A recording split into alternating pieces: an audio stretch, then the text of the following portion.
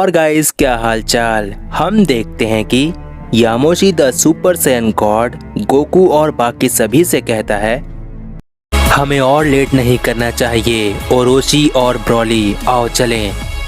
यामोशी के इतना कहते ही ओरोची और ब्रॉली यामोशी के साथ चले जाते हैं और फिर ग्रैंड प्रीस्ट विस से कहता है, विस मैं चाहता हूँ कि तुम लॉर्ड गोकू का काफी ध्यान रखो, बीरस से ज्यादा तुम लॉर्ड गोकू के अटेंडेंट रहो।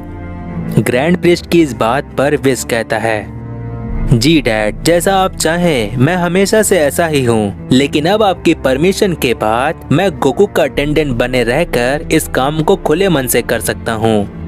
ग्रैंड प्रीस्ट के इस नए ऑर्डर से घबरा कर बीरस कहता है,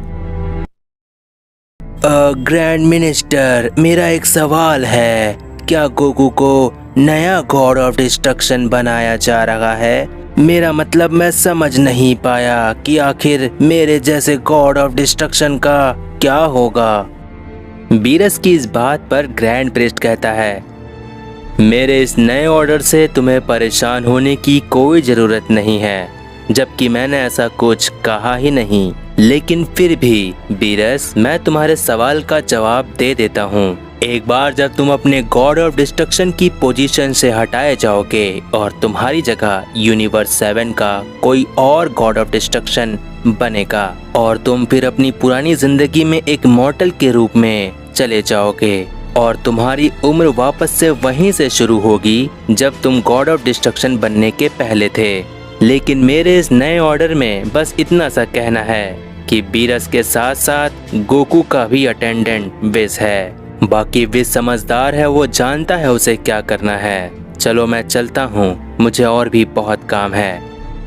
इतना कहने के बाद ग्रैंड प्रीस्ट वहाँ से चला जाता है और विस कहता है, माय लॉर्ड बीरस, सुनने में आपने थोड़ी सी लापरवाही कर दी। वैसे सच कहूँ तो आपकी शक्ल देखने लायक थी। वैसे इस नए ऑर्डर के बारे में मुझे ग्रैंड प्रीस्ट ने बहुत पहले से ही बता दिया था और इसी के साथ मैं बताते चलूं कि आपकी जगह एक नया गॉड ऑफ डिस्ट्रक्शन गोकू ही होता, लेकिन गोकू ने ही आपकी पोजीशन को बचा लिया। ये क्या कह रहे हो तुम? इतना सब कुछ हो गया और मुझे पता भी नहीं चला। और वेस, मुझे इस बारे में पूरी बात बताओ, आखिर क्या क्या हुआ मेरे पीठ पीछे? मरनो द फॉलन एंजल के टाइम पर कॉस्मिक टाइम चैम्बर में जब ग्रैंड प्रीस्ट के साथ गोकू ट्रेनिंग कर रहा था, तब ग्रैंड प्रीस्ट ने पूछा था गोकू को कि लगातार इतना स्ट्रॉन्ग होने के पीछे क्या तुम्हारा मकसद एक नया गॉड ऑफ डिस्ट्रक्शन बनने का है? तो गोकू ने कहा कि उसे बस एक प्यारा सा वॉरियर बनना है जो कि सबसे ज्यादा स्ट्रॉन्ग हो, न कि कोई गॉड ऑफ डिस्ट्रक्शन। तो माय लॉर्ड बीरस, बस ये वही रीजन है जिसकी वजह से आज आपकी पोजीशन बची हुई है और गोकू को एक गॉड ऑफ डिस्ट्रक्शन जितना सम्मान मिल रहा है। बस ऐसा लगता नहीं है, क्योंकि जैसा कि हम जानते हैं गोकू ने हमें खुद कहा है कि उसे कोई लॉर्ड ना कहे।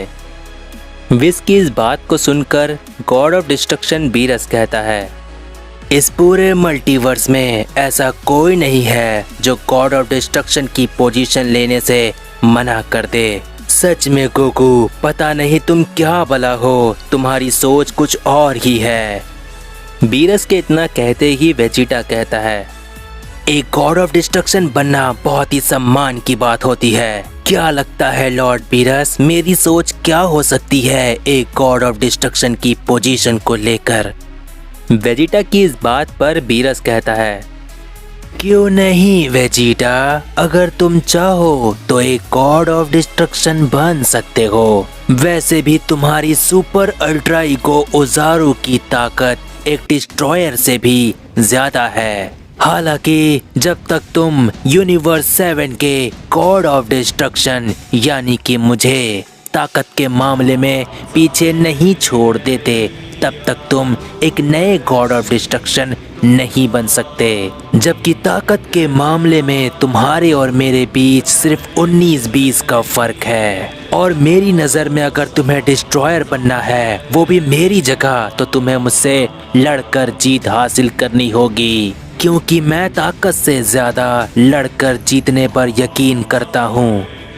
बीरस के इतना कहने के बाद विस वेजिटा से कहता है, वेजिटा, इसके आगे जो कुछ भी कहना सोच समझ कर कहना, क्योंकि लॉर्ड बीरस जब से गॉड ऑफ डिस्ट्रक्शन के अस्तित्व में आए हैं तब से लेकर आज तक लॉर्ड बीरस को कोई भी मॉर्टल या इमॉर्टल, यहाँ तक कि कोई भी गॉड ऑफ डिस्ट्रक्शन भी नहीं हरा पाया है। यहाँ तक कि गॉड ऑफ डिस्ट्रक्शन कुटेला से लड़ने के बाद भी लॉर्ड बीरस ने सबसे झूठ कहा था कि लॉर्ड बीरस ने अपनी पूरी ताकत का इस्तेमाल किया, जबकि ऐसा कुछ नहीं था। यहाँ तक कि मैं एक एंजल होने के नाते लॉर्ड बीरस को कभी भी किसी भी फाइट के लिए चैलेंज नहीं करता, जबकि मैं ही जीतूंगा। लेकिन लॉर्ड बीरस लड़ाई के मामले में जिंदगी और मौत के बारे में नहीं सोचते, तब चाहे उनकी जान ही क्यों न चली जाए। तो वेजिटा, मुझे लगता है कि तुम समझ चुके हो, तो अब जो तुम्हें कहना है वो तुम कह सकते हो। विस के इतना कहने के बाद वेजिटा कहता है, वैसे मेरा इरादा कुछ और है, लेकिन चलो इसी बहाने एक सच तो मालूम पड़ा कि अगर किसी को यूनिवर्स 7 का गॉड ऑफ डिस्ट्रक्शन बनना होगा तो उसे लॉर्ड बीरस से लड़ाई में जीत हासिल करनी होगी। ताकत की नई ऊंचाई तक पहुंचने के लिए मैं एक गॉड ऑफ डिस्ट्रक्शन बनने की उम्मीद तो अपने आप से बिल्कुल नहीं करता। हालांकि मैं एक गॉड ऑफ डिस्ट्रक्शन बनने के पूरी तरह से लायक हूँ, और कैकरॉट भी। जहाँ तक मैं जानता हूँ कहीं ना कहीं कैकरॉट अपनी फैमिली के साथ चलना चाहता है, ना कि गॉड ऑफ डिस्ट्रक्शन बनकर अनंत जिंदगी तक जीना चाहेगा। अपनों के साथ जीना और चलना, ये है कैकरॉट की सोच। और रही बात गॉड ऑफ डिस्ट्रक्शन बनने की, तो मैं तो कोई शॉर्टकट नहीं लेना चाहता। ताकत की नई ऊंचाई तक मैं खुद ही पहुंचूंगा, क्योंकि मेरे और कैकरॉट के बीच कोई भी चीटिंग नहीं चलेगी। वेजिटा की इस बात पर गोकू कहता है, ओ वेजिटा, बहाना बहुत अच्छा था, लेकिन मुझे एक बात बताओ, तुम्हें ये कैसे पता चला कि गॉड ऑफ डिस्ट्रक्शन बनने के बाद तुम और भी ज्यादा ताकतवर बन जाओगे? गोकू की इस बात पर वेजिटा कहता है, सीधी सी बात है कैकरॉट, एक गॉड ऑफ डिस्ट्रक्शन बनने के बाद भूख और प्यास नहीं लगती, बल्कि एक गॉड ऑफ डिस्ट्रक्शन सिर्फ टेस्ट के लिए खाना खाता है। यहाँ तक कि एक गॉड ऑफ डिस्ट्रक्शन को अपनी बॉडी को हमेशा ट्रेन करने की जरूरत नहीं पड़ती। एक गॉड ऑफ डिस्ट्रक्शन को इस बात का डर नहीं रहता कि अगर उसकी बॉडी ट्रेन नहीं की जाएगी तो कहीं उसकी बॉडी उसका साथ ना छोड़ दे। कहने का मतलब है कि एक गॉड ऑफ डिस्ट्रक्शन की बॉडी पूरी तरह से इमॉर्टल होती है, और इसीलिए मैंने कहा कि अगर कोई गॉड ऑफ डिस्ट्रक्शन बनता है तो वो और भी ज्यादा ताकतवर हो जाता है। और यही शॉर्टकट मैं अपनाना नहीं चाहता, क्योंकि मेरे और तुम्हारे बीच में कोई भी चीटिंग बर्दाश्त नहीं करूंगा।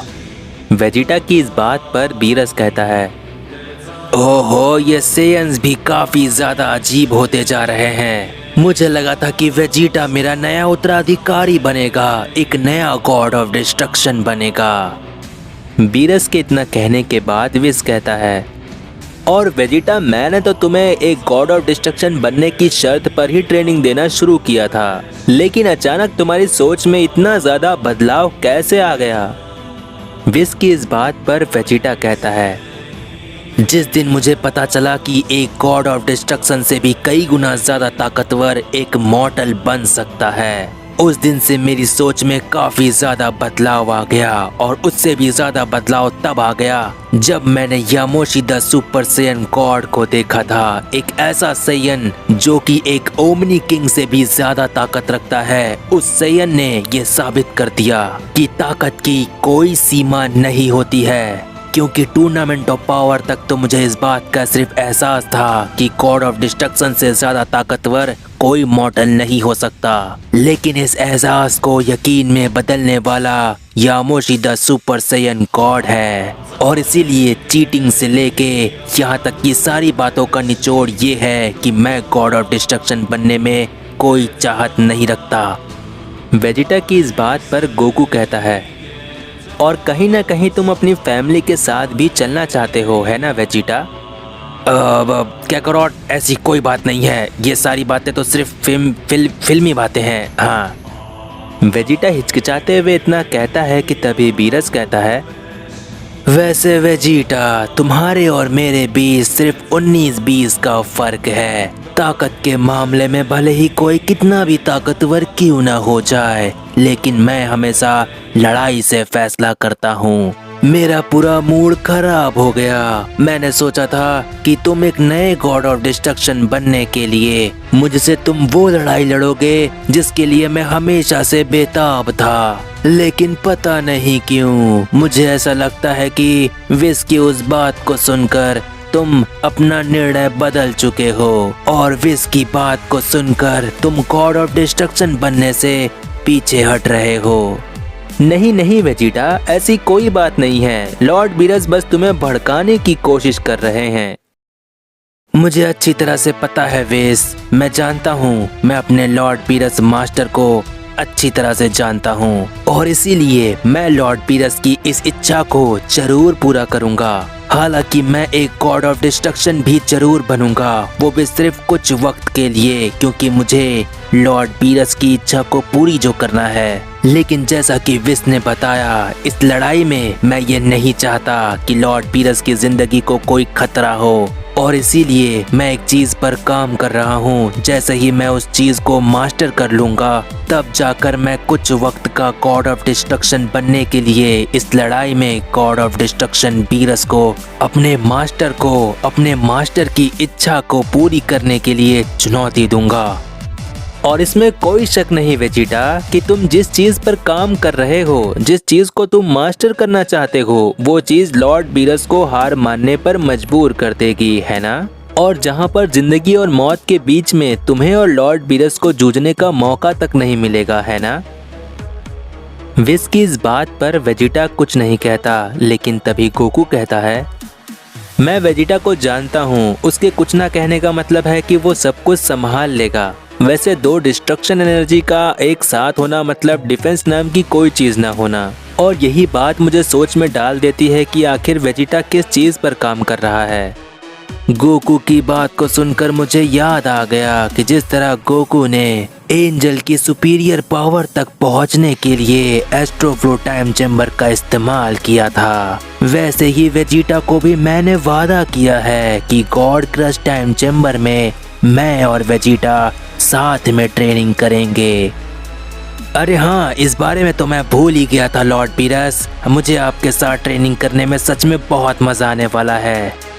क्या लगता है गोकू, इन दोनों को गॉड क्रश टाइम चैम्बर में अकेले छोड़ देना बेहतर होगा?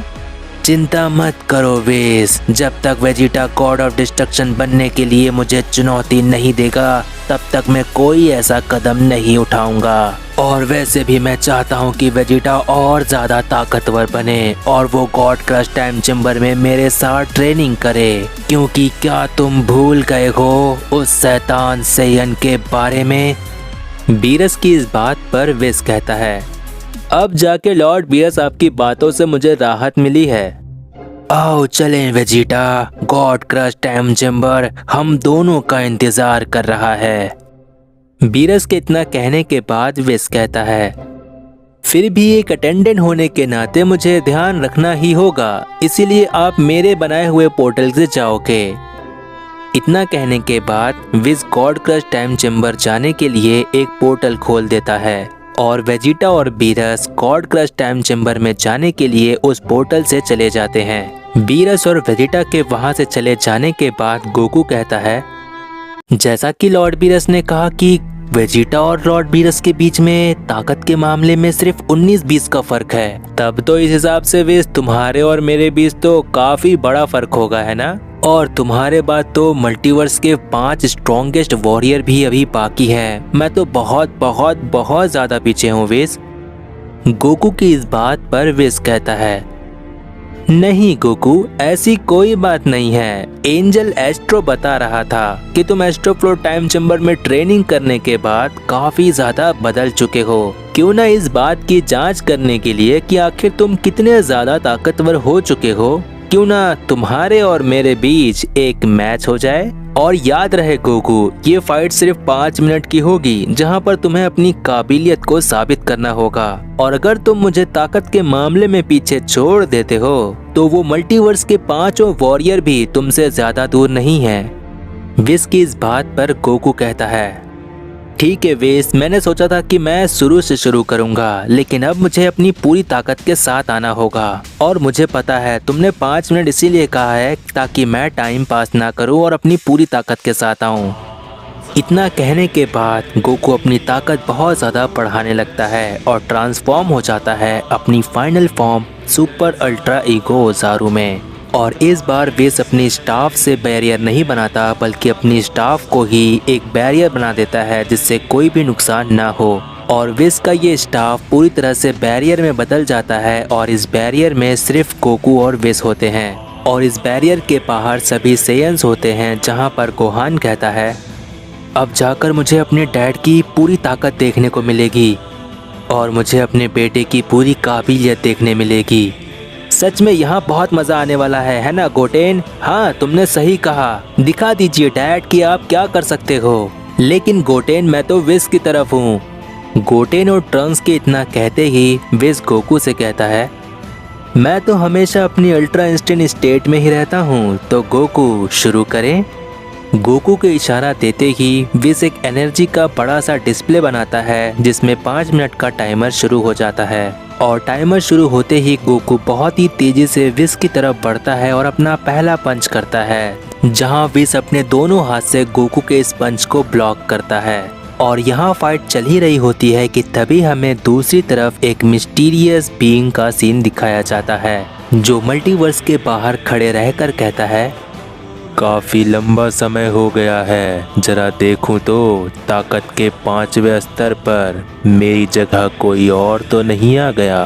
काफ़ी अरसे बाद डायशिनगन से मेरी मुलाकात होगी और किंग ऑफ मल्टीवर्स जेनो से भी।